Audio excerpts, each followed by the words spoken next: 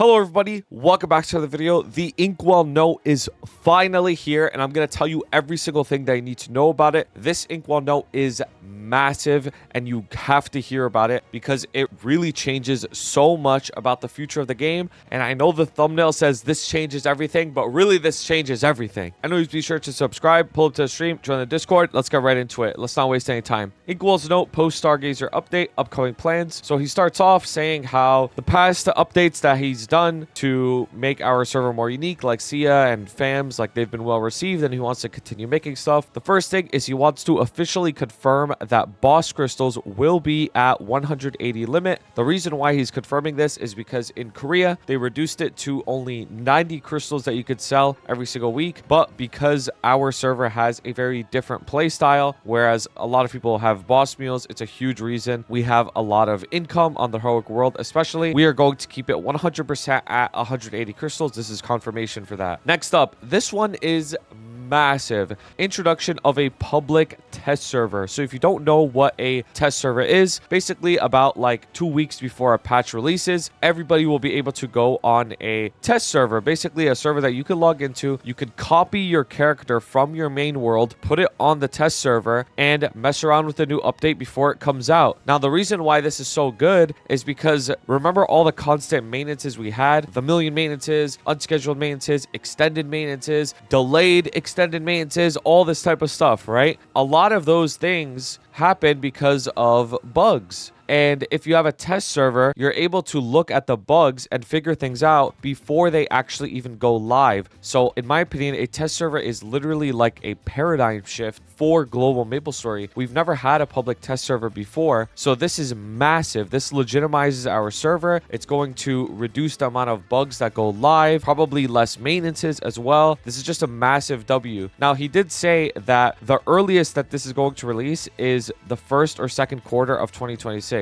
Remember, at the earliest, because there's a lot of like infrastructure and a lot of difficulty in creating the server. It's not just like turning a switch on, right? So because it's like second quarter at the earliest, I personally think it's probably going to take longer than that, but that's okay. I mean, at the end of the day, eventually we're going to get a test server, and this is going to be a huge change for MapleStory. And it also allows us to answer questions as creators easier for you guys, because so many times we get questions that are like, do you know how this works? Do you know how that works? Well, we are going to know how it works now. And usually I have to tell people, I don't know how it works because the event's not out yet. But now we could go on a test server early and find out how things work ahead of time. This might also mean that patch notes come out earlier as well. Next up is interactive world merge. So if you don't know, the interactive worlds are merging. So we're just going to have Barra and Scania now. And what they're doing is they're removing the 10% fee when trading between the two servers, because they're also merging the entire auction houses, which is huge for them. So now you could just basically trade with everybody just like you're playing on the same server. MapleCon LA. So MapleCon, historically we've had Maple Fest, which is kind of like a mini convention that happens every single year, but this year they want to do MapleCon, which is going to be a way bigger convention and is probably going to cost more when it comes to tickets. That's what they mentioned, is that it's probably going to cost more because the convention is way bigger. I will be going to MapleCon, so if you want to meet me or if you want to have a good time at MapleCon, definitely be there because I'm going to be there. And you get a bunch of gifts for your ticket, like a tote bag and a bunch of other stuff, even in-game rewards too. And this is when tickets are going to be going on sale. I really hope I get a ticket. Anyways,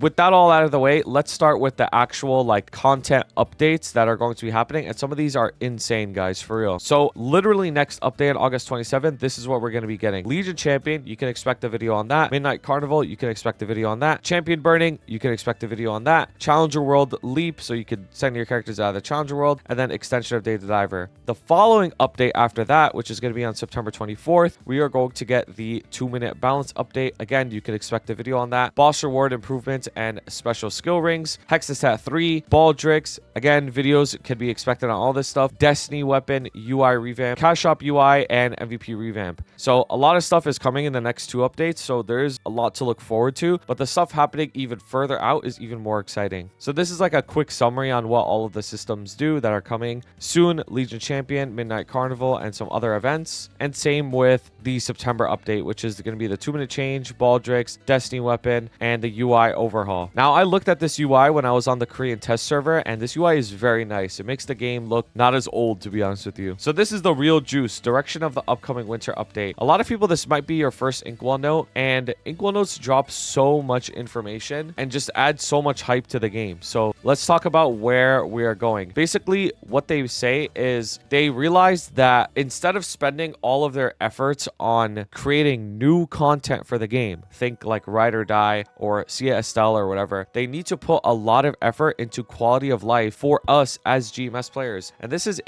very specifically exactly what I've been complaining about and saying that we need more than anything. Like, yes, Ride or Die and custom events is cool, Sia Estelle is cool and all that stuff, but our server, GMS, Heroic World, the Heroic World itself is exclusive content, so we need support for the Heroic World. No other region has Reboot or Heroic. We're the only ones. And so many things that come from other regions, like Korea, for example, fundamentally do not work with our server. Like, it just doesn't line up well. And this is what he's saying. So the winter update is going to be centered around quality of life. Now, if you're worried that we're not going to get LEN or anything like that, we still are going to get all of those things from the Korean update, but now we're also going to get a ton of quality of life for the Heroic World specifically. And they're going to be more selective on what comes here from Korea. So for example, a lot of things that came from Korea just fucked us over for no reason, like the final damage nerf. So I think if something like that happens again, which it probably won't because there's no reboot, but let's say something comes from Korea and messes up with the reboot, we're probably not going to get that change just because they're very aware of the Heroic environment. So the first thing is they're announcing that level 3 link skills will be for all jobs. Now, this is actually pretty crazy because this changes the link skill priority. It's probably going to change what the best in slot link skills are. And it also increases power for all players. Like, everybody just gets straight up stronger because we have level 3 links on everybody. I never expected this, to be honest with you, but it is a really good change. So you can expect like a guide on what all the link skills are going to be as they come out and what the best in slot link skills should be. I am probably going to have a video coming out pretty soon on best ways to get to level 210 so you can finish your link skills. Next up, this one is crazy. Additional ways to acquire equipment and restore destroyed equipment. So they are fundamentally going to change how you get items on this game and how you restore boomed items. Again, this is something that I have specifically said that needs to change for GMS Heroic to have a working star forcing system. In the Korean update, when they increased the star forcing to 30 stars, they did that with the intention of you can buy spares from the auction house. But because we can't trade or buy spares, that means we need two things. We need a new way of getting equipment because we can't get multiple of items, right? And we need a new way of restoring them. And that's what they're exactly doing. So look at this. They say, we recognize that Maplers are facing difficulty obtaining high-end equipment and need to rely on monster drop rates for items, especially in Heroic World where trade between players is restricted. So they're specifically talking about like pitch boss here. Pitch boss is a problem in the Heroic Worlds because there's so much variance. You can go literally years without seeing an item and that just sucks. Like, there's no progression towards it. And there's a new star forcing system in Korea, so they had to change it for it to work in the GMS environment. So what they're doing is they're going to create a system that allows players to collect fragments of high level equipment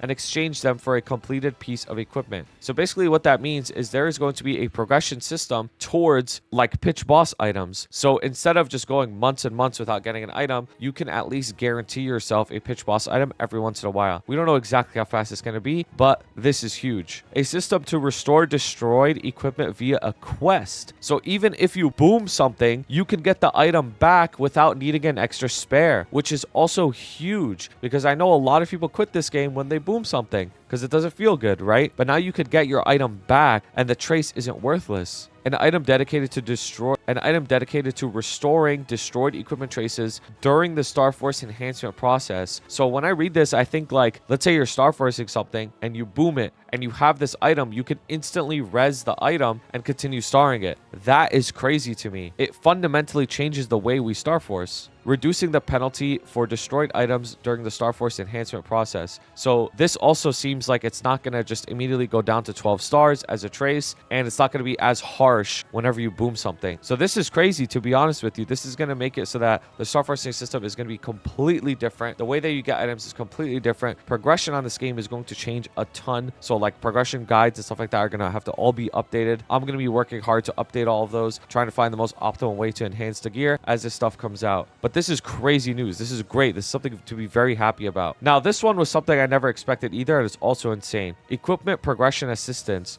So basically, they want to make it so that when you have item burning gear, you can transition out of the item burning gear easier. Now, to be honest with you, transitioning out of the item burning gear can be tricky for a lot of people because you need to rely on getting boss drops. Like, what if you get unlucky during the 4 months that you have item burning and you don't get arcanes or anything, right? Or what if you don't even play that long and then the item burning gear expires and you come back and you have nothing? Well, their solution to this is they're creating a system that allows you to rent specific gear. Now, we don't know all the details about this, but this does have the potential to be insane. So let's say you boom something and you can't restore it, or let's say something expires. What if you could just pay mesos to rent an item and use that for the time being? That way you don't have to actually like lose anything really, and you could still continue to progress and play the game. Another thing on top of that is, what if you're close to soloing something, but you're maybe like 5% final damage off, or you're really close but you can't do it? What if you rent an item and all of a sudden you could solo something and now you could get better loot and progress even faster? Like, let's say you're trying to solo Extreme Lotus, but you're not there yet and you still have to duo and share loot. But if you rent item, you could solo it, and now you could get solo loot and a solo boss crystal, so it's worth even more. Like, this rental system has crazy potential in it as well. Familiar system improvements. So they're going to make familiars on the presets. Finally, bro. Finally don't have to manually change them. Expanding the familiar inventory and bag slots, which is crazy. So you could just hold a million familiars. You don't have to dump them on mules anymore. They're also removing less preferred elements from familiar potential and adjusting potential stats. So they're going to make it so that rolling better familiars is easier and the process is all easier. Like, that's crazy. That's huge. This is something we should be cheering for. Now, this one is also insane. Progression convenience for multiple characters. So basically, they realize that you need to progress multiple characters on this game. That's just how it is. Legion champion system, boss mules, all that. Like, that's just a part of the game. So they're going to make it so that weekly quests are going to be changed to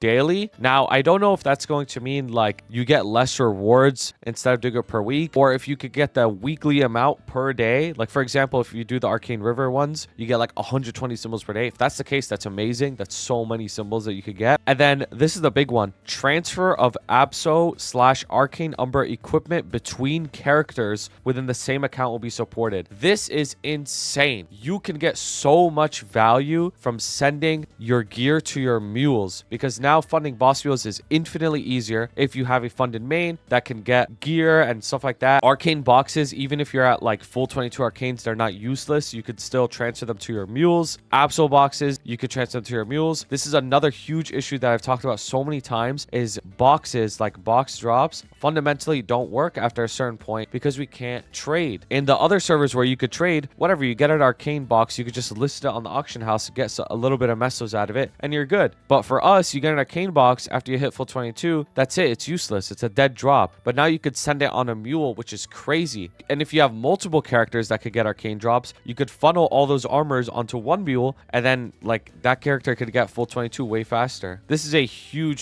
change. System convenience improvement. So they're going to have a favorites list for events. Honestly, I was just complaining about this on stream the other day because I always press the wrong event. Whenever I want to open a shop or something, I always press the wrong one. So having a favorites is actually so nice. Enhancing convenience in extraction/inventory organization. I mean, I hope this is going to be so useful because inventory management on this game is so annoying. And then some other quality of life, bulk opening of content reward boxes. Think like Threads of Fate. It seems like you're just going to open like, 300 bags all at once, which is amazing. Imagine like Ride or Die, right? You have to open one of those like bags every single time. Imagine opening them all at once. That'd be great. Invincibility status indicator when using iframes. I mean, this is just pretty useful. You just know how long you're iframed for. And now he says that the next time we're going to be hearing a lot of updates is probably going to be on MapleCon or in future patch notes. So MapleCon in October is going to be huge as well, because we're probably going to get like a ton of information there too. Now keep in mind, everything we just talked about, all this quality of life stuff, this is going to be in the winter update. This is not next patch. This is going to be in the November winter update, November, December. So it's still a little while for this stuff to come out, but it is very exciting and we should all look forward to it. Something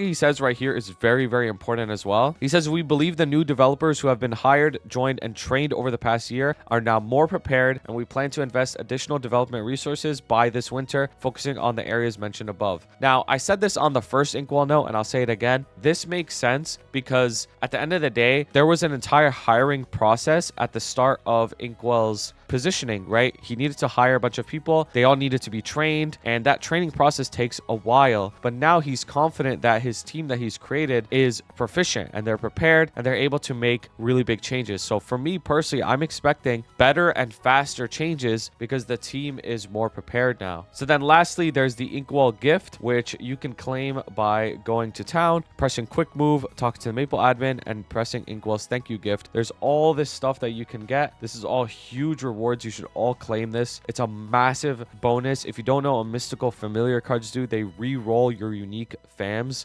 which is insane. So make sure you get all of this stuff too. So this is an amazing Inkwell note. Definitely let me know what you think about it down below. It is something to be very excited for and very happy about. Now, just to give a few closing thoughts personally, I will obviously make a lot more videos regarding to all of these topics. But the first thing is, yes, I'm very happy about all of these changes. Like, this is amazing, and a lot of them have been very specific things that I said we needed to get, or else the game will just continue to suffer, like a test server, obviously. But my issues around this game revolve around monetization, not necessarily around progression or certain quality of life changes. Like, yes, those things could be better as well, but my main issue is monetization. The reason I bring this up is while I was reading this Inkwell note on stream yesterday, some people were saying like, oh, all of a sudden you're happy about the game, all of a sudden you might like keep MVP red now or whatever. And I'm like, no. I could simultaneously be happy about Inkwell note changes and also angry about monetization. Those are two separate things. So keep that in mind. And then the other thing is, I think this will get better, but something that wasn't mentioned are nodes. I think nodes on GMS Heroic is also an issue that needs to be addressed. Now, a lot of people who farm a lot probably think like, who cares, right? You have like tens of thousands of nodes. It doesn't matter. But when you're a new player and you hit your 6th job and you can't unlock your masteries because your nodes need to be at least level 20, that is a very shit feeling. Like I just went through this process on my Kronos account, and it literally took until I was like almost level 270 to unlock my masteries because my nodes were so low level. And I got all of the event resources and everything, and I was farming. So it's a pretty shit feeling. Nodes need to be a little bit better, especially for the early game players. And then I think most of the GMS like exclusive issues would be cranked out by that point. Anyways, let me know what you think about this. Let me know what you're most excited for, and I'll see you around. Look forward to a lot more videos around these topics in the future, and let me know what other videos you'd like. Appreciate you guys so much for watching. Have a wonderful day. Shout out to my beautiful members: Blazefire, Shooms, Shagad, Ravi Espa, Koga, Skittles, CKJ, Vampiric X, Fresh and Juicy, Kelvin, Cloud Figs, Trashbot, Henzo, Dylan, Cloudy Quesos, Jason B, Sylvester L, J.A., Russell M, Mochi Teddy, Zero Sama, Shredbot, Michael R, and Suna TM. I appreciate you guys so much. If you guys ever want to submit art, put it in the Discord fan art channel, and I'll see you for the next video.